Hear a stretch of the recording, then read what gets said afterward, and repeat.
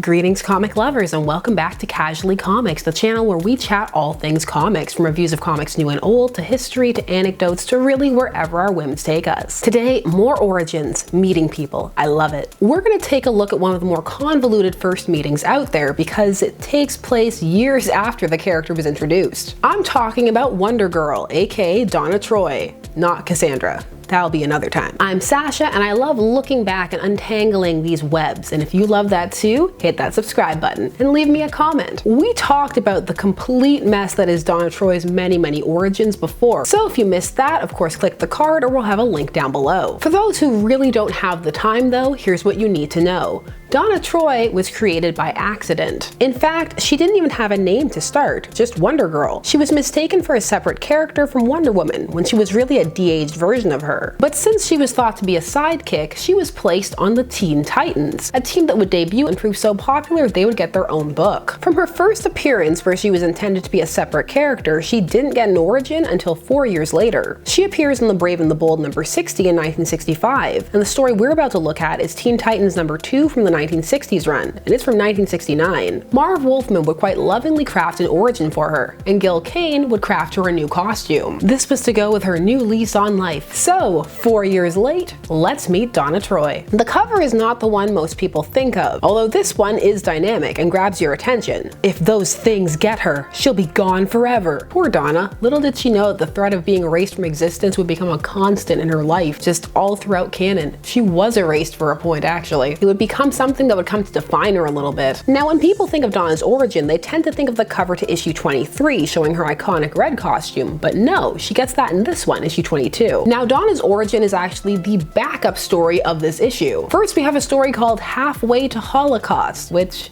yes, that's quite the title. It involves the team fighting aliens from another dimension, Dimension X. I don't know why I did this, like 2, X. So this origin story takes place directly after. The team are back at their headquarters and Donna is suffering from these weak spells, these dizzy spells. And this time, she actually faints. Robin, ever in detective mode, tries to postulate what's going on. You know, Wonder Woman lost her powers. Maybe this is some sort of delayed reaction of you being part Amazon. But I'm not an Amazon. The team is taken aback. Thank goodness none of them were drinking anything. It would be everywhere, just poof. And so Donna shares her origin with the reader and the team for the first time. She was a baby trapped in a burning building when Wonder Woman, who was passing through, decided to give an assist to the firefighters. She heard her crying in the building and burst through to save her. However, she couldn't save the 2 adults who were with her. They were already dead. Wonder Woman got all of us out of the building. She tried to find out who the bodies were, who I was, but nobody knew. The landlady said the room wasn't even rented. I was a non-person. Nobody knew me. No one wanted me. I had no identity. Okay, I love this. This is amazing. It canonically works on the meta text. By that I mean it's working in the fact that she had no origin. It's making it part of her actual backstory, the idea that she had no identity. And this helps slot it in as one of the more seamless retcons. She had no identity until she was found by Wonder Woman, just as she had no identity until she revealed it in this very story. It works. Wonder Woman just adopts her and takes her to Paradise Island, and no one is gonna stop her because Wonder Woman will snap your neck. Look out. Once there, she's adopted by Hippolyta, making her Wonder Woman's sister, which again is a stroke of brilliance. It helps it fit in with older stories because Donna would call Hippolyta mother, and the fan assumption, and those of the writing team who made the Donna mistake in the first place, was that she was Diana's younger sister. So again, this helps Donna slip in without feeling forced. Donna would train with the Amazons but would find that she couldn't keep up, and they wanted the best for her, and so they decided that she needed powers. So they got their top scientist on it, and then they remembered, wait, we have a purple ray. What does it do? What do you need it to do? It brought the entire JSA back to life once. It can do anything. It's usually a healing tool, but here it was reprogrammed to give her abilities. And with these abilities, she thrives. And the reason that she's allowed to come and go from the island is because she's not Amazonian. This again fills in a bit of a plot hole or question that some fans had, namely how come Donna could just come and go, but it was such a big deal for Diana? Her story ends with her being left in man's world when the Amazons left for another dimension. Yes, that was the status quo for a while. They just got fed up, flipped the table, and left the dimension. Donna tries to tell the team that she's fine. They don't need to worry. They can just go home and, you know, she'll go home after. Just a little rest. It's all good. But Speedy is having none of it. Ugh, come on, girl. You can fool the others, but you can't fool me.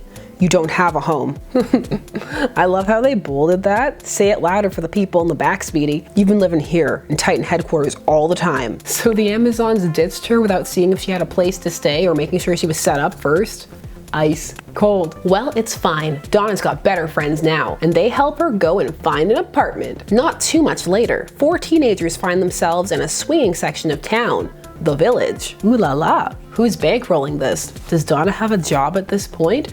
Are Dick and Roy just throwing big wads of cash in the air and then Wally and Donna run up and catch them? They find her a house with a roommate and she calls Roy Daddy because this is 1969 and you can still just say that teasingly without people reading into it. Or snickering, although I'm sure there was some snickering. They go to meet this roommate, Shannon Tracy, and Roy proceeds to be odd. Donna Troy, size 8. Why does he know that? I know that they're friends, but when did this come up?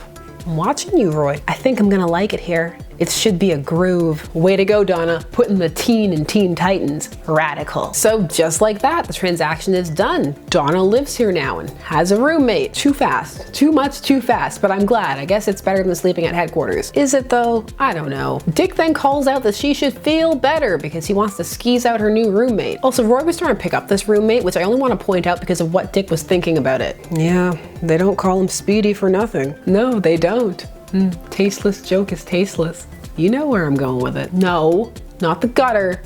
Well, I mean, yes, but not the sex gutter. A few minutes later, Donna is just left there alone in the apartment. The trust? I can't. But will she feel better? What about the weakness?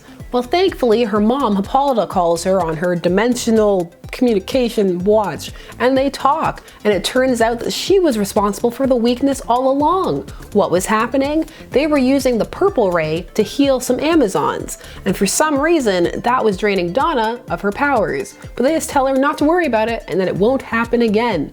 And Donna's just like, okay. I mean, why should she worry? She's just being affected by things in another dimension, and it's only powers that she uses, you know, daily to save people. It's fine. Nothing to see here. With that problem solved, Donna decides to make a new costume. I was getting tired of the old one, and it was getting a little raunchy, so are you gonna tell Robin? I mean, someone already wrote a whole book about his costume. I'll even change my gorgeous locks. By which she means she'll brush it and set it. The change. No more ponytail. It's a different person. Who is that? It's like Clark Kent's glasses. The new Wonder Girl. How about that, Tigers? The costume is great, and it's become iconic. And no matter how you feel about Titans, it was cool to see a version reminiscent of it. This origin is just so good. The denouement is just okay. The origin itself is actually almost near perfect in doing its job. It's in a unique position of having to answer a question. Who is Donna Troy? A question that would sadly be asked over and over again. Wolfman was in a unique position to know what questions people had and answer them. Where did she come from? Check. How does she know Wonder Woman? Check. How did she get her powers if she's not an Amazon? Check. The reason she fights crime is more implied. It's up to you to infer it. It's an origin that lets you see why she would gravitate to teams and why she would work hard to keep them together, coming from a place of having no one until she was saved and chosen,